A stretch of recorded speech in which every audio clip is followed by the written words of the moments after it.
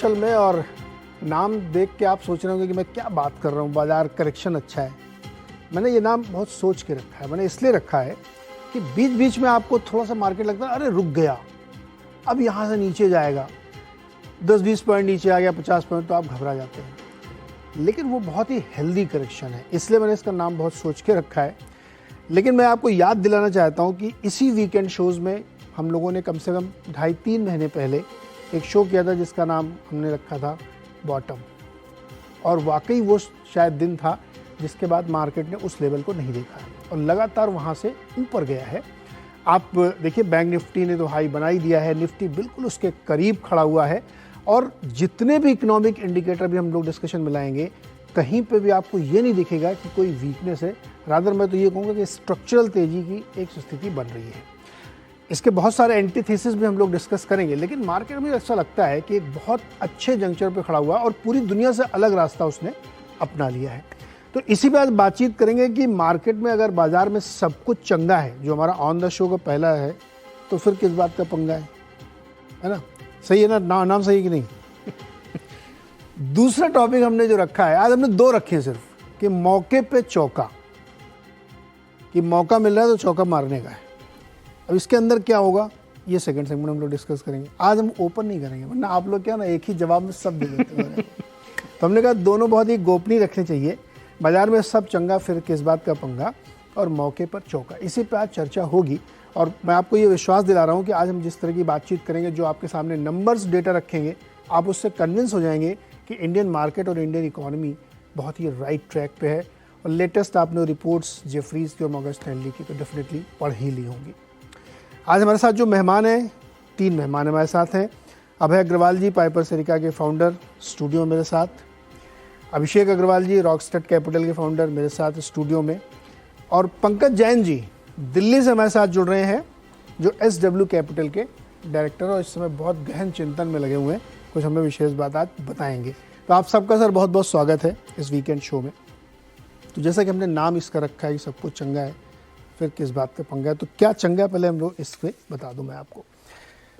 पिछले कुछ दिनों से आप देखिए तो आपको बहुत सारे नंबर्स ऐसे दिखेंगे जो बहुत कन्विंसिंग हैं। पहले तो FI की बात कर लेते हैं, जो मार्केट में लगातार मार्च से अगर आप डेटा देखेंगे तो नेट बायर है, और इस समय तक टोटल लगभग 60,000 करोड़ रुपए की बाइंग हो चुकी है।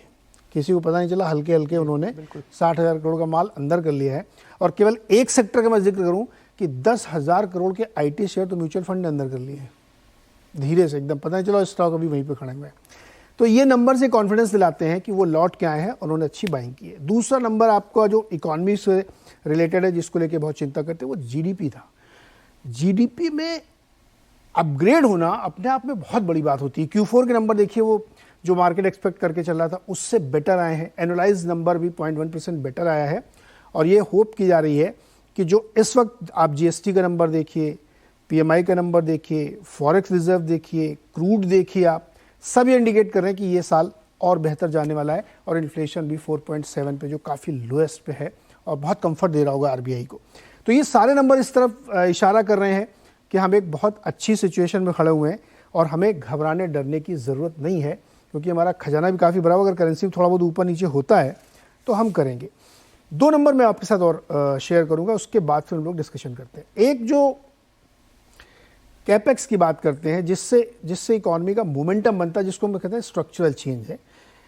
भारत सरकार का आपने बजट में सुना ही होगा, 10 लाख करोड़, उन्होंने 37% की ग्रोथ के साथ नंबर अनाउंस किया था। प्राइवेट कैपेक्स का नंबर भी 25 लाख करोड़ का है। ये बहुत ही बड़े नंबर हैं। और कैपेसिटी यूटिलाइजेशन, यानी कि जो देश भर में जो भी इंडस्ट्री फैक्ट्रीज चल रही हैं, वो जो उनका एक नियर ऑप्टिमम लेवल होता है वहाँ तक पहुँच गई। 73-75 के ऊपर जब जाने लगते हैं तो आदमी फिर नई फैक्ट्री लगाने के बारे में सोचने लगता है। तो वो भी अगर ऑप्टिमम लेवल पे चल रहा है तो आपकी इकोनॉमी बहुत ही स्ट्रांग और मजबूत पायदान और खम्भों पे आलंबित है। तो इसी पे हम बातचीत करना चाहते हैं। इतनी तारीफ कर दी, सब ठीक है क्या? नहीं, मुझे तो लगता है आपने कम ही तारीफ करी जितनी और करनी चाहिए। आप थोड़ी आप करिए फिर। मैं आई थिंक जो जितना हम आप इस बाजार को कैसे अप्रोच करें? इतने सारे अच्छी चीजें हमने बता दी जी, आप कैसे अप्रोच करें? हमारा अप्रोच काफ़ी समय से एक ही है। जैसे हम बात करते रहते हैं, आवाज़ अड्डा पे भी आप काफ़ी डिटेल डिस्कशन करते हैं हर हफ्ते। तो बाजार के बारे में कोई शंका नहीं थी, बल्कि जब बाजार गिरा हमें तो अपॉर्चुनिटी लग रही थी तब भी और अभी भी। और उस समय हम कहते थे कि बाजार का लेवल देख के निफ्टी अगर 16,800 पे आ गया तो सिर्फ इस वजह से कि निफ्टी गिर गया, ये कोई रीज़न नहीं है कि आप डर के बेच के माल निकल जाएं कि हो सकता है और गिरेगा तब मैं ले लूँगा। आई थिंक जिसने उस समय वो किया उसने गलती करी। और अब भी मैं कहूँगा जो अंडर एलोकेटेड है या ये वेट कर रहे हैं कि अब बाजार गिरेगा तब मैं आ जाऊँगा, वो भी गलती कर रहे हैं। तो ये समय है, जैसा डेटा इम्प्रूव हो रहा है, वैल्यूएशंस एक रीजनेबल रेंज में है, एफपीआईज की बाइंग है, लिक्विडिटी है, पार्टिसिपेशन बढ़ा है। जब आप देखें जनवरी फरवरी मार्च में पार्टिसिपेशन था ही नहीं मार्केट में, एकदम ड्राई मार्केट था, मतलब 10,000 शेयर ट्रेड नहीं होते थे small cap mid cap stocks के, और अब वही स्टॉक्स लाखों शेयर ट्रेड हो रहे हैं। तो मतलब पार्टिसिपेशन बढ़ा है, इन्वेस्टर इंटरेस्ट आया है, एफपीआईज का, डोमेस्टिक इन्वेस्टर्स का, फंड्स का। तो हर तरह से मैं देखूं तो मुझे तो अपॉर्चुनिटी दिख रही है यहाँ से। अब कोई कहे कि 18,600 के लेवल से अब कितना और दम है मार्केट में, मेरा पर्सनली जो हमारा एनालिसिस है, हमको लगता है कि अगले 12 महीने में 20,000 का टारगेट निफ्टी पे कोई बड़ी बात नहीं है।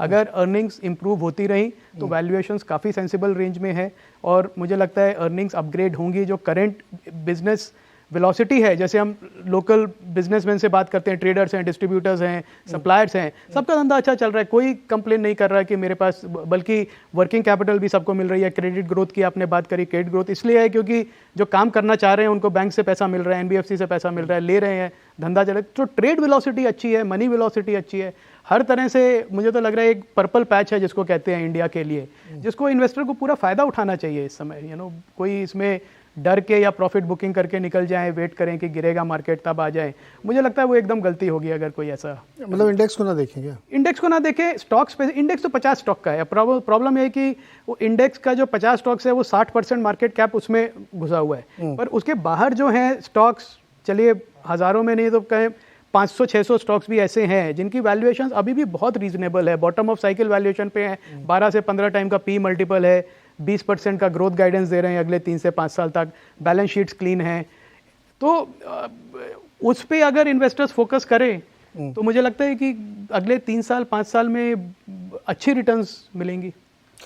पंकज जी, क्या मार्केट को देखने का जो अप्रोच है आम इन्वेस्टर का, आम एनालिस्ट का, आम लोगों का, उसमें थोड़ा तब्दीली की ज़रूरत है क्या? कॉन्टेक्स्ट ये है कि जब हम ग्लोबल मार्केट के सेटअप की बात करते हैं या बड़ी बड़ी बातें करते हैं, नैरेटिव्स बनते हैं, तो उसमें बहुत सारे ऐसी चीज़ें आ जाती हैं जिससे इन्वेस्टर को थोड़ा सा डर लगने लगता है। लेकिन जैसा कि अभी अभय जी कह रहे हैं कि अगर आपने सही अप्रोच किया मार्केट को तो डेफिनेटली उसमें काफ़ी पैसे बन सकते हैं, और बन रहे हैं रादर लोगों की। मैं नाम नहीं ले रहा हूँ, ऐसी कंपनी में देखिए एक महीने में 80% चली हुई है, and there very good quality company. एक का तो मैं नाम ले सकता हूँ, मैं स्टॉक वाइज नहीं, मैंने फेडरल बैंक के मैनेजमेंट से बात की, उन्होंने कहा मैं इंडस्ट्री से अच्छी क्रेडिट ग्रोथ करके ना दिखाऊं तो मेरा नाम बदल देना। आप इतने कॉन्फिडेंट हैं कि मैं सबसे बढ़िया ग्रोथ करके दिखाऊंगा, और आप अभी भी देख लिया मैंने 25% कॉर्पोरेट ग्रोथ की है लोन की। तो अगर इतना कॉन्फिडेंस है तो क्या अप्रोच हम लोगों का, आम निवेशक का, थोड़ा गड़बड़ा जाता है और फोमो की फीलिंग हो रही? पंकज जी।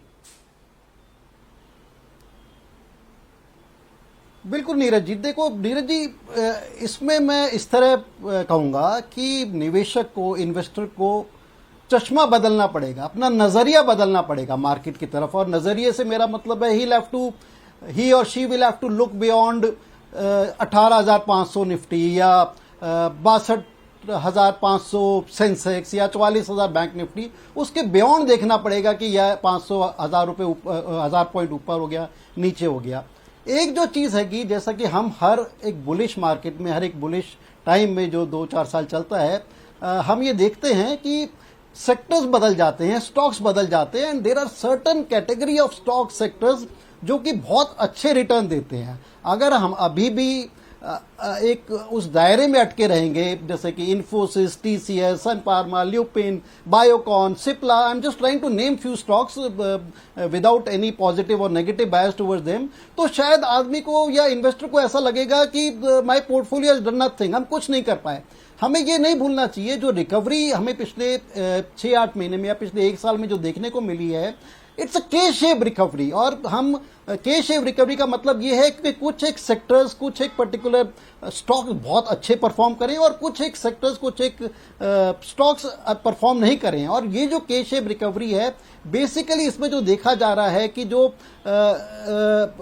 अच्छी कंपनी है, say something like rich are getting richer, and may be जो एक कभी रूरल इंडिया में अभी हमारे को वो थ्रस्ट देखने को नहीं मिला है।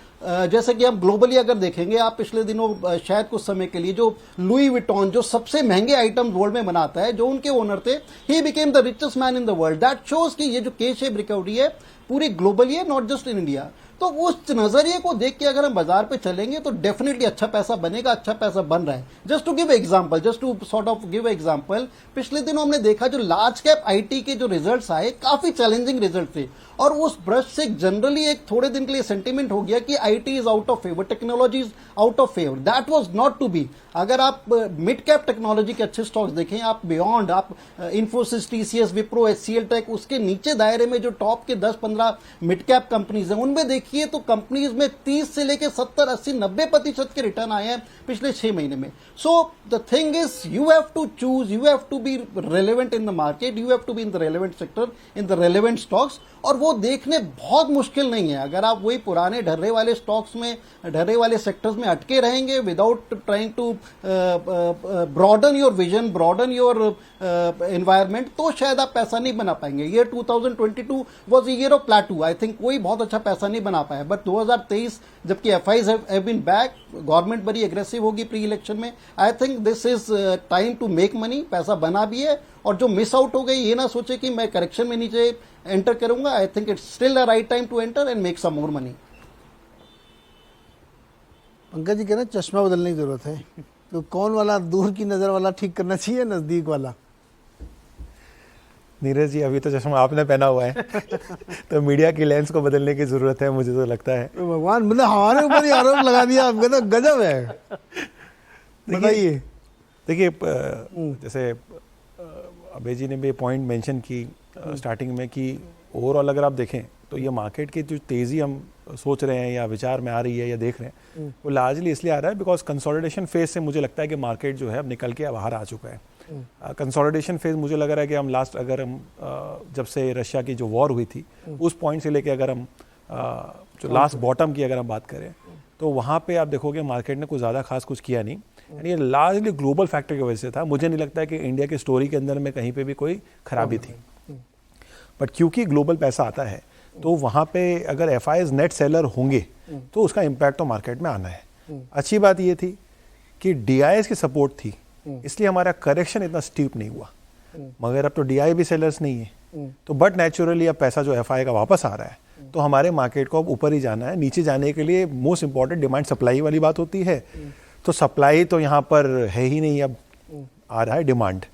तो पहले तो ये डिमांड सप्लाई के मैट्रिक्स हो गए, तो मुझे लग रहा है कि मार्केट यहाँ से तो आगे जाना है, बिकॉज कोई मुझे अब नियर टर्म ऐसे कोई चेंज नहीं लग रहा स्ट्रक्चरली, जहाँ पे अब वापस एफआई जो है वापस दिशा बदल ले। दूसरी बात है कि डेटा नेवर लाइज, ये मैं बहुत स्ट्रॉन्ग बिलीवर हूँ। इंडिया के सेंट्रिक से अगर हम बात करें, डेटा के पॉइंट ऑफ व्यू से जितने भी डेटा को हम हर वीक जो एनालाइज करते आ रहे हैं, उस डेटा में आप देखिए सारे के सारे डेटा स्ट्रक्चरल है। इन्फ्लेशन का नंबर बदलते रहता है महीने से महीने, जीडीपी का नंबर नहीं बदल सकते आप एग्जैक्टली महीने के महीने। सो आप एक बात कर रहे हैं स्ट्रक्चरल ग्रोथ की, ऐसे माहौल में भी अगर इंडिया 7% की जीडीपी की ग्रोथ नंबर को अचीव कर रहा है, मुझे लग रहा है सर्टेनली एक मेरिट है हमारी स्टोरी में। सवाल ये आता है बार बार कि रिटर्न क्यों नहीं बनते, तो ये रियलिटी है। लास्ट 10 साल में डॉलर रिटर्न अगर हम बात करें तो सिंगल डिजिट में मार्केट का होगा। तो इसका मतलब ये है कि लास्ट 10 साल में पैसे नहीं बने। हम स्टोरी तो यहाँ पे इस चैनल पे आके अलग अलग चैनल पे आके बात कर रहे हैं, पैसे कहाँ बन रहे हैं। तो मुझे लग रहा है पैसे बन रहे हैं, डिपेंड ये करता है कि आपने अपना व्यू कहाँ बना रखा है, आपका पोर्टफोलियो किस तरफ है। आप एक जनरल मार्केट को बेंचमार्क नहीं कर सकते। अगर आपको मार्केट को बेंचमार्क करना है तो वही 50 स्टॉक की बात हो रही है, आप एक ETF को ले लीजिए और उसके रिटर्न को आप मैप कर लीजिए। बट मार्केट में तो 2000 स्टॉक्स है और 500 ऐसे स्टॉक्स है जिसमें एक्चुअल में काम होता है, जो कि क्रेडिबल्स है।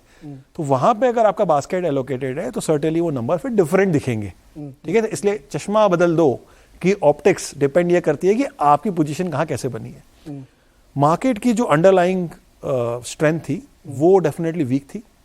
अभी भी अगर आप निफ्टी स्मॉल कैप इंडेक्स को देखेंगे तो वो अपने लास्ट ऑल टाइम हाई से 20% दूर है, but Nifty is almost touching the knew all time high very soon.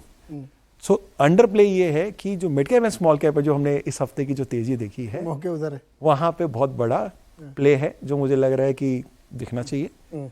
And ये इसलिए सस्टेनेबल है बिकॉज जैसे कि आपने भी मेंशन किया कि बैंक्स की बात करें, बैंक्स का एक्सपोजर इंडिया के इकोनॉमी में 30% प्लस है। अगर 30% प्लस की इकोनॉमी जो फाइनेंशियल से आती है, अगर वो फायर अप नहीं करेगी तो कोई भी तरीके से आप इस कंट्री के ग्रोथ को सपोर्ट नहीं कर सकते, कंपनी सपोर्ट नहीं कर सकती ग्रोथ को लेके, क्रेडिट ग्रोथ को लेके, और आप इवेंचुअली वैल्यूएशन में कन्वर्ट नहीं कर सकते।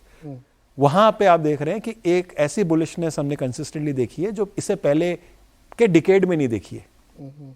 सेकंड एनपीए का इशू जो कि बिल्कुल मिनिमल होता गया है। अब जिस लेवल पे आप बात कर रहे हैं वहां बहुत ही बेटर गवर्नेंस स्ट्रक्चर है, बहुत बेटर आरबीआई के कंट्रोल्स हैं, गवर्नमेंट भी ने जो इतने सारे इनिशिएटिव्स लिए, सेबी ने जो इनिशिएटिव्स लिए, सबका कलेक्टिव एफर्ट अब हम देख रहे हैं। तो मुझे लग रहा है जो अमृत काल की जो बात कर रहे हैं 75 से नाउ नेक्स्ट 25 ईयर्स, मुझे नहीं लगता है कि इंडिया को अब कोई हमें 6 महीने के मार्केट से या 1 साल के मार्केट से देखना चाहिए। अगर कोई भी देख रहा है तो डेफिनेटली मुझे लग रहा है कि वो शॉर्ट टर्म थिंकर है, और ऐसे शॉर्ट टर्म इन्वेस्टर को मेरी नज़रों में टूरिस्ट इन्वेस्टर्स कहते हैं। और टूरिस्ट आते हैं और जाते हैं, मगर माहौल मार्केट का बना रहता है। जो भी यहाँ पे लॉन्ग टर्म रहेगा वो पैसे बना के ही जाएगा। मेरे खुद के लास्ट 15 साल के अंदर में अगर मैं अपने एक एवरेज पोर्टफोलियो को 15 साल के हिसाब से देखूं तो मुझे तो कहीं पे भी ऐसा फील नहीं होता कि मैं कोई और एसेट क्लास में अगर पैसे लगाता इतने बनते हैं। मोटा पैसा बनाया। बिल्कुल उनकी बात एकदम ठीक है अभिषेक की। मतलब आप देख लीजिए सबका एनालिसिस, मैं 30 साल से मैं इन्वेस्ट कर रहा हूँ, 93 से किया, तो मैं वापस देखूँ तो मतलब periodically of course under performance होती है, पर ओवर 30 ईयर पीरियड मतलब equity portfolio has beaten by far any